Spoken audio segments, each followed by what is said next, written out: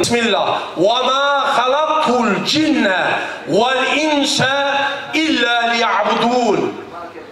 Biz insanları ve cinleri ancak bize kulluk etsinler, ibadet etsinler diye yarattık.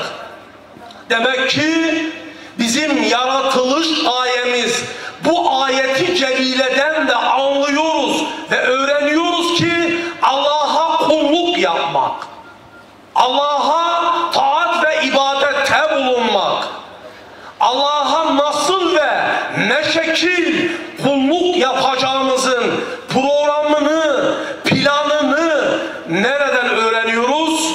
Kur'an'dan öğreniyoruz. Nereden öğreniyoruz?